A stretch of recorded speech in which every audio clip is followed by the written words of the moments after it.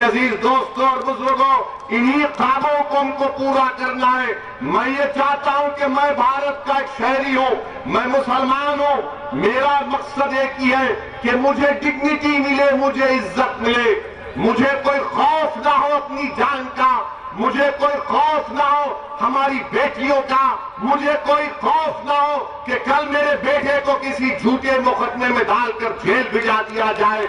मुझे उम्मीद हो कि मेरे बच्चों के लिए स्कूल मिलेगा। मुझे ये उम्मीद है, मुझे यकीन है कि हमको इन तमाम चीजों को हासिल करना है। मेरे अजीज दोस्तों और बुजुर्गों, याद रखो, असदुद्दीन ओवैसी आपसे सिर्फ इस बात की गुजारिश करने आया है कि मैं जो तुम्हारे सामने खड़े होकर जिन बातों को बयान कर रहा हूं, ये बातें वो नहीं है कि आसमान से तारे तोड़कर लाने की बात नहीं कर रहा हूं। मैं तुमसे ये नहीं कह रहा हूं कि चांद पर जाकर उसकी मट्टी उठाकर मैं तुमको लाकर दूंगा। मैं तुमसे ये भी नहीं कह रहा हूं कि समंदर की तह में जाकर मैं मोती तुम्हारे लिए चुनकर लाऊंगा। मैं तुमसे यही कह रहा हूं कि अगर तुम मेरी बात को समझ जाओगे तो भारत में हमको इज्जत भी मिलेगी, हमारा मुकाम भी मिलेगा और हमारा हक भी मिलेगा। कोई उठकर कहेगा कि बताओ ऐसी तुम ये बात कैसे कर सकते हो कि क्या इज्जत नहीं मिली, क्या डिग्निटी नहीं मिली, तो मैं उनको जवाब में कहना चाहूंगा कि उत्तराखंड में धर्म संसद के नाम पर मुसलमानों को कत्लेआम की धमकी दे रहे, तो क्या मेरे दिल में खौफ नहीं पैदा होगा? धर्म संसद कर भारत के मुसलमानों को म्यांमार के रोहिंग्या मुसलमानों की तरह खत्म करने की बात की जाती है। क्या इसमें डिग्निटी है? रायपुर में धर्म संसद होता है, कांग्रेस की सरकार है, वहां पर कोई कहता है कि इंसानियत को बचाना है तो मुसलमानों को सबकी हस्ती से मिटा दो। बताओ ये कौन सी डिग्निटी है? ये कौन सा खौफ दूर करने की बातें की जा रही है? और किसी को तो गिरफ्तार नहीं किया गया। ये तमाम के तमाम लोग बकवास के बकवास बकते रहे। इख्तिदार उत्तराखंड में बीजेपी के पास, इख्तिदार रायपुर में कांग्रेस के पास, और सब आकर बोलते, बीजेपी बोलती है, मोदी बोलते हैं कि सबका साथ, सबका विकास, सबका विश्वास। कांग्रेस कहती है कि हम नेहरूवियन आइडियोलॉजी को मानने वाले। अरे तुम किसको मानते हो ये तो बताओ हमको। तुम ना नेहरू को मानते, तुम ना संविधान को मानते, तुम ना मुजाहिदीन आजादी के वारिस हो, बल्कि तुम तो इस मजहब में नफरत को फैला रहे हो। तुम तो इस मुल्क में भारत के मुसलमानों को ऐसा बड़ा डरावनी ख्वाब दिखा रहे हो कि इनकी वजह से भारत को खतरा है। कि इस तरह की गुफ्तगू उत्तराखंड में हुई, कितनी पार्टियों ने एहतजाज किया? क्या कांग्रेस ने एहतजाज किया उत्तराखंड में? क्या समाजवादी पार्टी के लोग अपनी लाल टोपी पहनकर निकल कर आए? क्या रायपुर में कांग्रेस की हुकूमत ने उस तरह का फंक्शन करवाया? खुद हुकूमत ने करवाया, जिसमें तमाम बातें की जा रही। और जब मजलिस ये बात उठाती है तो सब के सब कहती है कि देखो ओवैसी भड़काऊ भाषण देता है, ओवैसी जज्बात में लाता है। याद रखो, अगर मैं जिंदा हूं तो जिंदगी का सबूत दूंगा। मैं मुर्दा नहीं हूं, ना मुर्दा होने दूंगा किसी को। अगर सच्चाई को बयान करना भड़काऊ भाषण है तो तैयार हो जा, अल्लाह जब तक जिंदा रखेगा सच्चाई को बयान करूंगा। अगर जालिम को जालिम कहना भड़काऊ भाषण है तो तैयार हो जाओ, अल्लाह हमको जब तक जिंदा रखेगा हम कभी जालिम से कॉम्प्रोमाइज नहीं करेंगे, उससे पंचायतमाई करेंगे। अगर कोई कहेगा कि गरीब मजलूमों का साथ देना, चाहे मुसलमान हो, हिंदू हो, दलित हो, उसका साथ देना भड़काऊ भाषण है, तो जिंदगी भर उन गरीब हिंदू, मुसलमानों, दलितों की बात हम करते रहेंगे।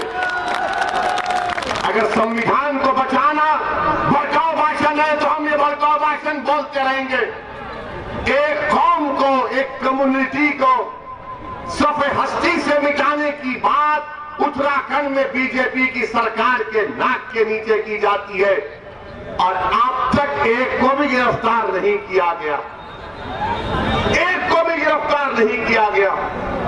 मुझे कहने दीजिए, आज भारत के किसी कोने में अगर एक मुसलमान की शादी की बारात में अगर छोटे बच्चे का कोई तफंचा निकालकर खाली नाचता है तो सुबह तक पुलिस उसको जेल में पहुंचा देती।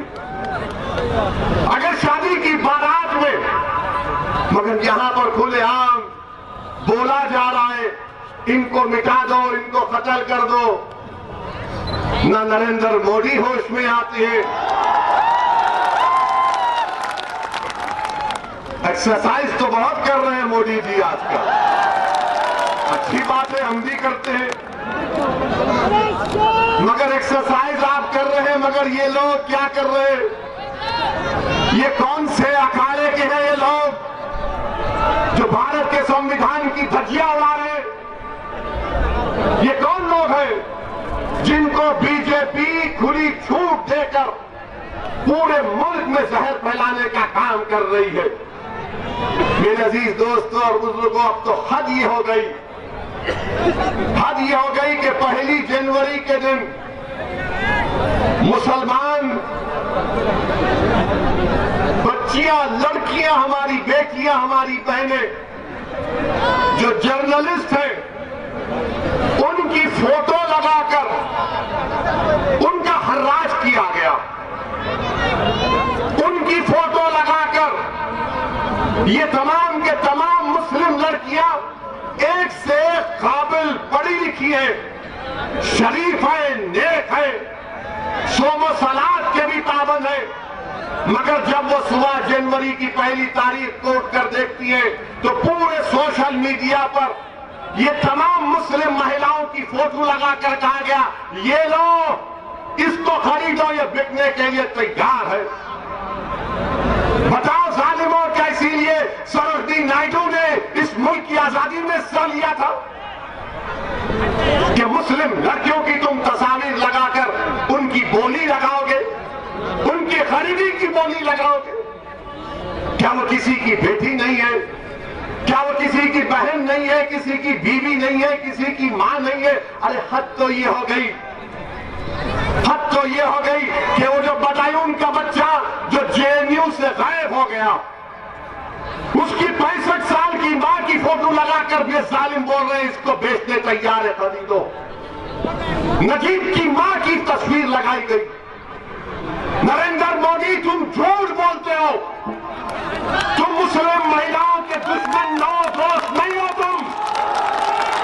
अगर आप दोस्त हैं मोदी जी तो बोलिए इस पर। आपका मिनिस्टर बोला नहीं, मेरा प्रधानमंत्री बोलना चाहिए। नजीब की मां 65 साल की, आपने तो ट्रिपल तलाक में बड़ा बोला था, मेरी मुस्लिम बहनें, मेरी मुस्लिम बहनें। अब कहां गई वो मोहब्बत, बताओ आप। मुझे यकीन है कि शाम के 6 बजे से जितने मीडिया के लोग हैं असदुद्दीन ओवैसी की एक तकरीर के जुमले को पकड़ के बोलेंगे आपने भारत के प्रधानमंत्री को दुश्मन कहा। ये पूरे के पूरे पप्पा जी के बेटे हैं,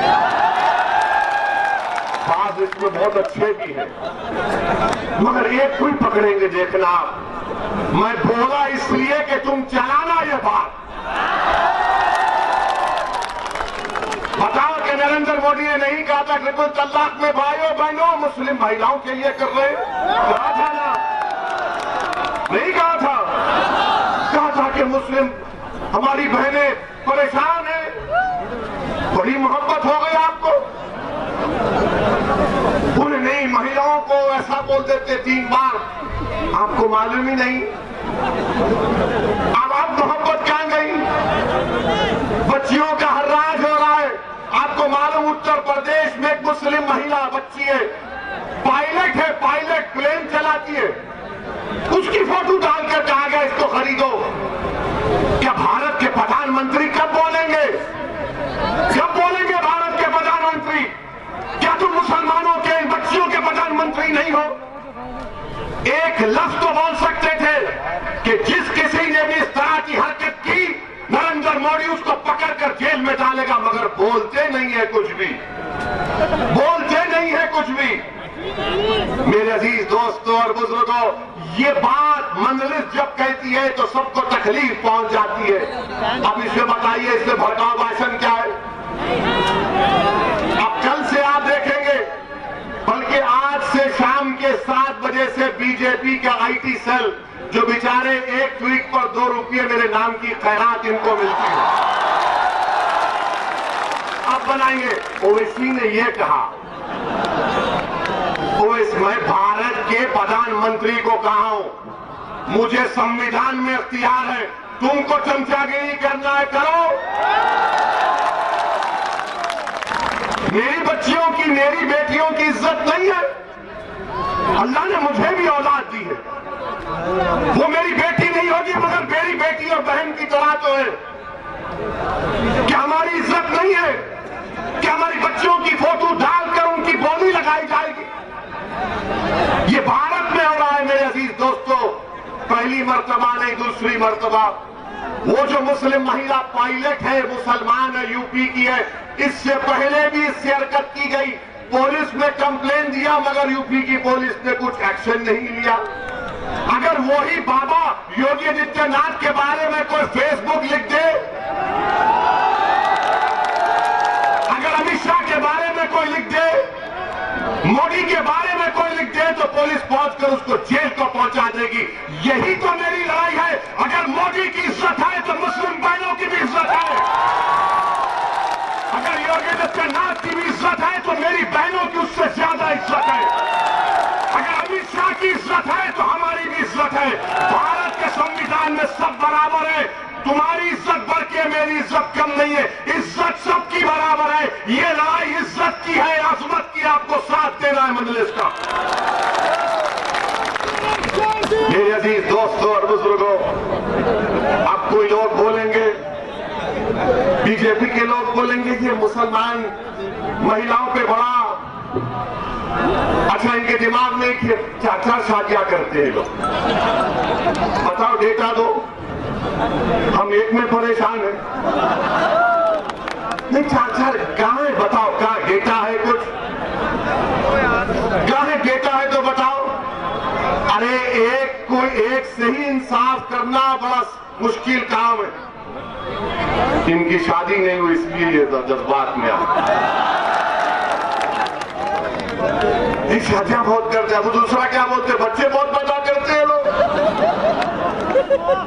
कहां है डेटा, बताओ ना। TFR रेट पूरे देश का गिर गया। मोदी ने सुप्रीम कोर्ट जाकर कहा कि 2 बच्चों का कानून नहीं बना सकते, मगर ये बोलेंगे और फिर बोलेंगे नहीं, इस्लाम में मुस्लिम महिलाओं का सम्मान नहीं होता। अरे दीवाने, अकल तेरे भेजे में नाम की कोई चीज नहीं है। बताओ, दुनिया की सबसे पहली यूनिवर्सिटी किसने बनाया, तुमको मालूम? पूरी दुनिया की सबसे पहले यूनिवर्सिटी किसने बनाई? मुस्लिम महिला ने बनाई। दुनिया की सबसे पहले यूनिवर्सिटी एक मुस्लिम महिला ने बनाई। उसका नाम क्या था? फातिमा अल फिफ्री। फातिमा अल फिफ्री था मौजूदा मोरक्को में। यूनिवर्सिटी बनाने वाली सबसे दुनिया में मुस्लिम महिला। और फिर ये बोलते नहीं मुस्लिम औरतों को दबाते, तुमको नहीं मालूम जंगे अहद में फारूक आजम उलमा मौजूद है, पूछ लेना। जंगे अहद में फारूक आजम का ये फरमान है कि या रसूल अल्लाह, मैं अपने अतराफ में अगर किसी को देख रहा था तो नसीबा बिन्ते काब को देख रहा था। फारूक आजम कह रहे जिसको देखकर शैतान भाग जाता था।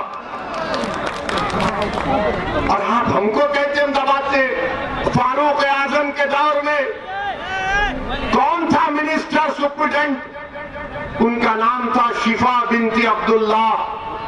इस्लाम में सबसे पहले शहादत किसने दी? मर्द ने नहीं दी, एक महिला ने दी। उसका नाम हजरत सुमैया था। अल्लाह उनके दर्जात को बुलंद करे।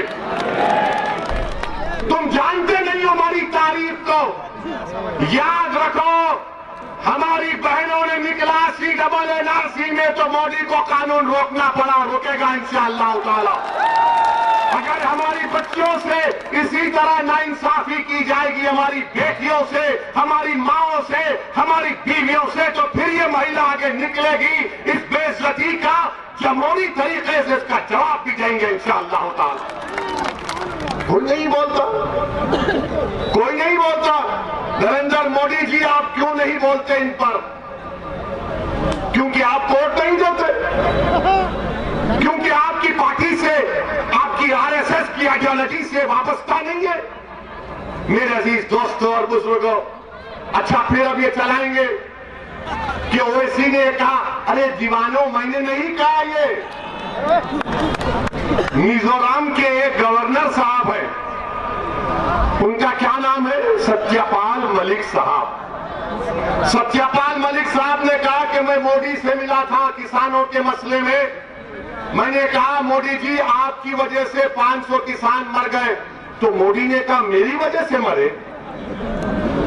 ये सत्यपाल मलिक होगा, गवर्नर के पोस्ट पर है, वो कहे। फिर मोदी कहते मेरा मोदी से झगड़ा हो गया। फिर मोदी ने कहा जाकर अमित शाह से मिलो। मैंने अमित शाह से मिला। ये सत्यपाल मलिक के अल्फाज है, मेरा भड़काऊ भाषण नहीं है।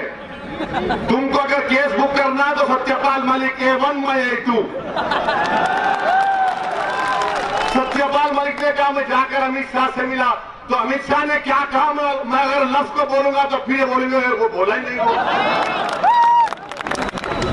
मेरा क्या हिंदी का वर्ड क्या है कि मेरा मानसिक संतुलन तो ठीक है, मगर सत्यपाल मलिक और अमित शाह ने जो कहा मोदी के बारे में, क्या कहा उसने, इस पर कोई नहीं बोलेंगे। ये संघ परिवार के लोग खामोश बैठेंगे।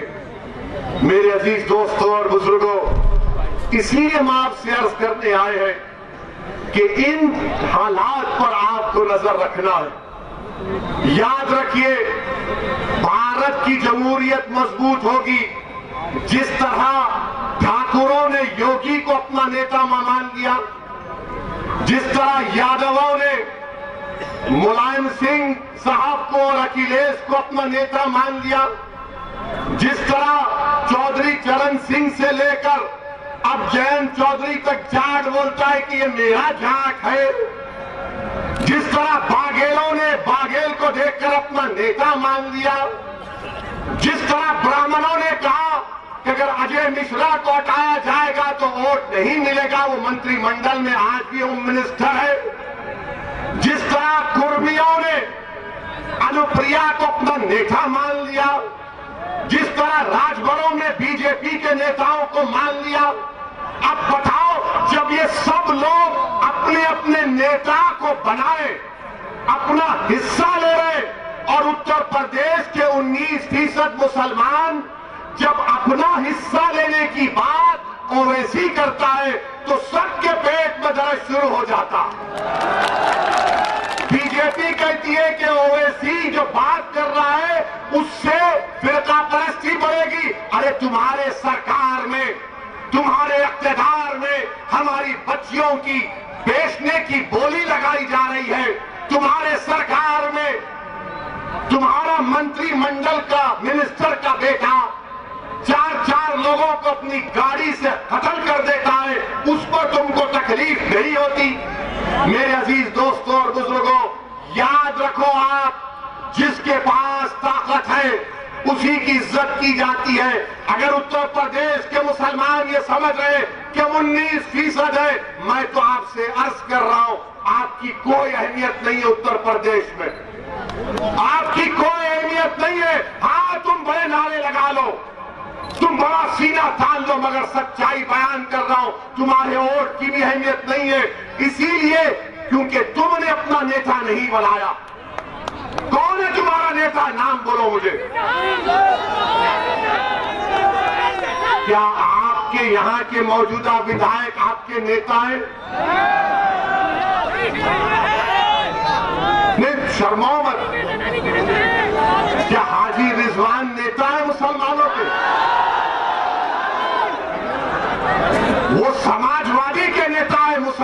के नहीं है। तो आपको समाजवादी का नेता चाहिए या आपको अपना नेता चाहिए? अपना नेता चाहिए तो फिर हिस्सेदारी कैसे हासिल करेंगे? कैसे हासिल करेंगे? वोट डालना पड़ेगा, कामयाब करना पड़ेगा अपने अपने उम्मीदवारों को। मेरे अजीज दोस्तों और बुजुर्गों, ये जमहूरियत की, ये लोकशाही की तल हकीकत आपके सामने रख रहा हूं। आज आप देख लीजिए, अमित शाह मुरादाबाद आए थे। मुरादाबाद आकर बड़ा बोले, वो क्या बोले? निजाम की बात की अमित शाह। अंग्रेजी में इनसे कहा नसीमुद्दीन, आई से इमरान, एस और ए से कह दिया आजम, जेड और ए से आजम कह दिया। अमित शाह साहब, आप ये क्यों नहीं बोलते कि उत्तर प्रदेश में योगी के राज है, और राज के माने, आर के माने क्या है? रिश्वत। ए के माने अजय मिश्रा, जे के माने जातिवाद। आप निजाम की बात करते और अमित शाह यहां पर उत्तर प्रदेश या मुरादाबाद में आकर कहे कि बीजेपी ने विकास किया, व्यापार हुआ और सांस्कृतिक विरासत को बचाया। अमित शाह साहब, ये सांस्कृतिक विरासत क्या हमारी बच्चियों की बोली लगाना है? पुराना बात कह रहा था।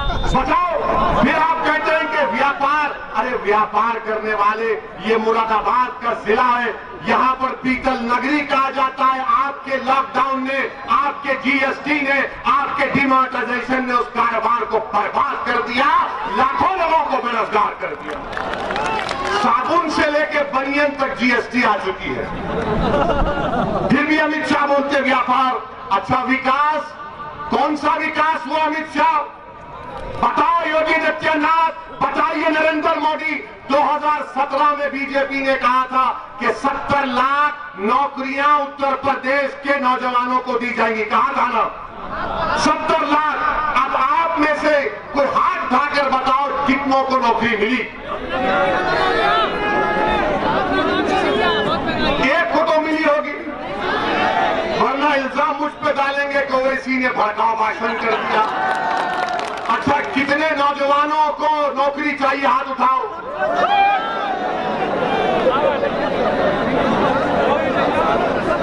कितनों को चाहिए नौकरी? नीचे रख दो हाथ। अब ये उंगली उठाओ। जब वोट डालने जाओगे, जहां पर पतंग देखेगा उसको दबाओ, दबा के। ये बाबा को जब मालूम होगा। 70 लाख नौकरियों का वादा किए।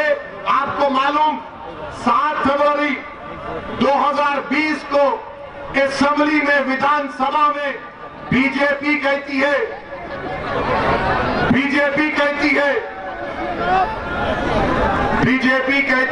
विधानसभा में कि उत्तर प्रदेश में 33 लाख नौजवान रोजगार की तलाश में। कितना झूठ बोलेंगे मोदी और योगी? आप 6 लाख लोगों को नौकरी देने की बात करते, आपने 70 लाख कहा था। नौकरी की बात नहीं करेंगे, किसकी बात करेंगे? निजाम की बात करेंगे, पलायन की बात करेंगे। अरे गरीब बच्चों को नौकरी क्या दी तुमने, बताओ? उसका कोई जिक्र नहीं होता। अमित शाह ने विकास की बात की। मेरे अजीज दोस्तों और बुजुर्गों, उत्तर प्रदेश में मुरादाबाद डिवीजन में एक भी गवर्नमेंट यूनिवर्सिटी नहीं है। 6 जिलों में एक यूनिवर्सिटी नहीं है, और यहाँ के 6 जिलों के बच्चों को बरेली जाना पड़ता, दिल्ली जाना पड़ता। अमित शाह कौन से विकास की आप बात कर रहे हैं? और फिर यहाँ पर इसी जगह पर आपने ये बात कही थी कि डिग्री कॉलेज चाहिए बच्चियों को कुंदरकी में। डिग्री कॉलेज आया? आपके विधायक से जाकर पूछेंगे तो वो बोलेंगे मैं क्या कर सकता हूं। अच्छा, रोड तो बना देते, ये रोड तो बना देते, इसमें खड्डे नहीं है, इसमें किए ना विधायक साहब किए। अब दोनों मिलकर बोलेंगे नहीं, ओवैसी की बात का यकीन मत करो, वो जज्बात में लाता है लोगों को। मेरे अजीज दोस्तों और बुजुर्गों, फिर आप ये भी देखते हैं कि हम पर इल्जाम लगाने वालों, जरा ये तो बताओ कि डीजल और पेट्रोल इतना महंगा क्यों हुआ? डीजल महंगा होने से ट्रांसपोर्ट का कारोबार ठप होकर रह गया, मगर बीजेपी को उसकी फिक्र नहीं है। प्रधानमंत्री बोले देखो मैं तो फिट हूं, एक्सरसाइज कर। प्रधानमंत्री माशाल्लाह बहुत फिट है, हम जानते हैं, मगर नौजवान भारत का अनफिट हो चुका है, नौकरी नहीं है, पेट्रोल डीजल की कीमतें आसमानों को छू रही है। और फिर आप देखते हैं कि स्पोर्ट्स स्टेडियम, आप आने वाले विधानसभा में मजलिस के उम्मीदवार को कामयाब करिए। जो ये रेलवे स्टेशन के पास जमीन है, मजलिस का विधायक कामयाब होगा तो मैं आपसे वादा कर रहा हूं कि उस जमीन पर इंशाअल्लाह ताला स्पोर्ट्स का स्टेडियम मजलिस का विधायक बनाएगा। आप मजलिस के उम्मीदवार को कामयाब करिए। ये जो डिंगरपुर की रोड है इंशाअल्लाह ताला वो भी बनेगी इंशाअल्लाह ताला। आपके विधायक साहब को तो प्लाटिंग और जमीन बेचने से भी खुशी में है, वो बेचारे माशाल्लाह जमीन बेचने में माहिर है, माशाल्लाह प्लाटिंग करने में तो उनका कोई सानी नहीं है। मगर विधायक साहब को न डिंगरपुर की रोड की फिक्र, ना रेलवे स्टेशन के बाजू जो जमीन है स्टेडियम की फिक्र, मगर यही बोलेंगे कि ओवैसी को वोट मत दो, बीजेपी आ जाएगी। मेरे अजीज दोस्तों, जब बच्चा छोटा रहता है ना तो लोग बोलते सो जाओ वरना वो आ जाएगा, ये आ जाएगा। अखिलेश जी, मैं आपसे कह रहा हूं बच्चा बहुत बड़ा हो चुका है, अब बच्चा मर्द बन चुका है, अब बच्चा सिवाय अल्लाह के किसी से नहीं डरता, अब बच्चा अपने फैसले खुद कर सकता है। अब बच्चे में सोच पैदा हो चुकी है कि जब आपको वोट डालने से आपकी जात और बिरादरी मजबूत होती है तो फिर 19% मुसलमान क्यों मजबूत नहीं होगा। मेरे अजीज दोस्तों और बुजुर्गों, इन बातों पर आपको गौर करना है। मुरादाबाद के जिले में आया हूं तो ये बात कहना बहुत जरूरी है कि मजलिस पर इल्जाम लगाते हैं फिरका परस्ती का, मगर बताओ समाजवादी, बहुजन समाज पार्टी और कांग्रेस के लोगों, 13 अगस्त 1980 को मुरादाबाद शहर में क्या हुआ? 13 अगस्त 1980 मुरादाबाद शहर में ईद के दिन पीएसी की पुलिस ने 300 मुसलमानों को गोली मारकर कत्ल कर दिया। 300! क्या आपको मालूम नौजवानों, 300 मुसलमानों को कोई कुछ किया। आज मजलिस पर इल्जाम लगाते। अच्छा, आप ये भी एक मजाक है कि अभी टीवी पर किसी ने मुझे बताया कि योगी आदित्यनाथ राहुल गांधी के बारे में कह रहे कि राहुल गांधी, जरा रुक जाइए भाई, जरा एक मिनट। राहुल गांधी के बारे में कहा कि वो किसी मंदिर में गए तो उनको बैठना बराबर नहीं आया। मैं योगी आदित्यनाथ से कह रहा हूं, नरेंद्र मोदी जी से कह रहा हूं, अमित शाह से कह रहा हूं, राहुल गांधी से कह रहा हूं, अखिलेश यादव से कह रहा हूं, आप पांचों एक जगह बैठकर आप अपने दरमियान में तय कर लो कि इन सबसे बड़ा हिंदू कौन है। आप पांचों एक जगह बैठ जाओ और बैठ कर कहो कि हम में से सबसे बड़ा हिंदू कौन है। राहुल गांधी हिंदू और हिंदुत्ववादी की बात करते हैं, बीजेपी हिंदुत्व की बात करती है। अच्छा बाबा, ये तो बताओ जो मंदिर को नहीं जाता उसका क्या होगा? जो मंदिर को नहीं जाता, नहीं जाते, क्योंकि संविधान में इजाजत है। संविधान तो यह भी कहता है कि अगर तुम किसी अल्लाह को भी नहीं मानते तो तुम भारत के नागरिक हो, मगर यही पैदा